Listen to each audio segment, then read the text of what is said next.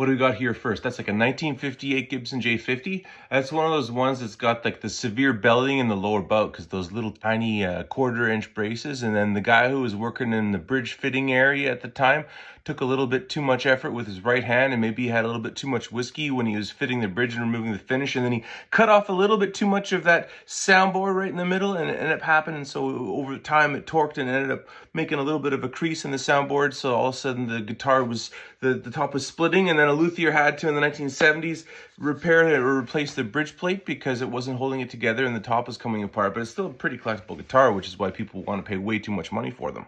Then we got that Porter Wagner Batman style dreadnought. The cool thing about it is it looks just like Porter Wagner did in 1970s, except the only problem with it is the material that they're using is that pixelated Martin style pickguard. And it looks kind of like it came off of a computer printer from the late 90s, and nobody really can tell from a distance, but as soon as you get up really close, you realize that it's actually a pretty thick material and it doesn't really help with the acoustic tone. But at the same time, it looks pretty neat. It looks like you're Batman. It makes you want to wear a Batman suit and play that guitar and sing songs and then save people who are having problems.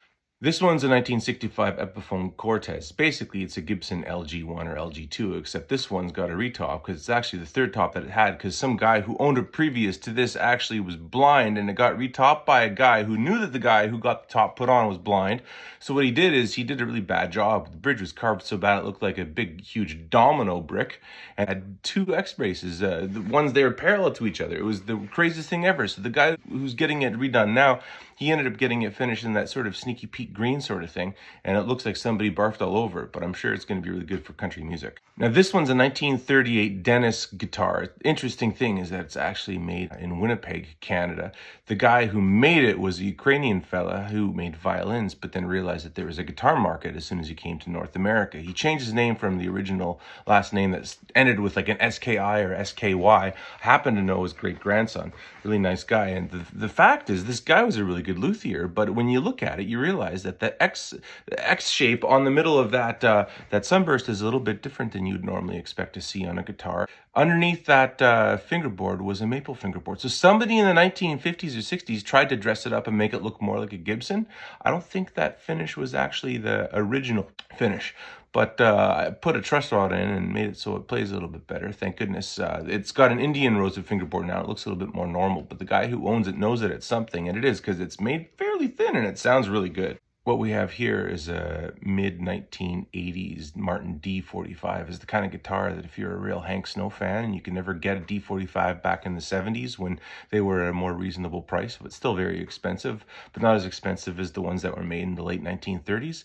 This is your chance to get one, but at the same time, it's not the same thing because all the dimensions, everything's changed a tiny bit, and it's really just a dressed up D28.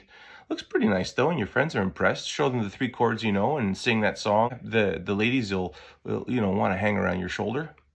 And we got this Beardsell mandolin with that beautiful K shape with those nice edge ports on it and that asymmetrical headstock. How can you resist? I've played a few of those, and I gotta say the tone of them is exceptional. What a beautiful mandolin. Beautiful mandolin. Oh, the Taylor Electrics, when Taylor thought that they could do anything and when they realized they couldn't. This is what a happy medium is. If you can find a compromise and you're an acoustic guitar maker trying to make electric guitars, you want to have something that's got a 5-way position switch with humbuckers. It's kind of a Strat, it's kind of a Les Paul, it's kind of a little bit of everything. This is just a plain fancy handmade guitar from a high-end luthier in Quebec. I forget the name, but it's nice. It's got some interesting nut and saddle contact points. I've always wondered if it's the kind of thing I want to do or not. I haven't decided yet. Maybe I will, but not yet.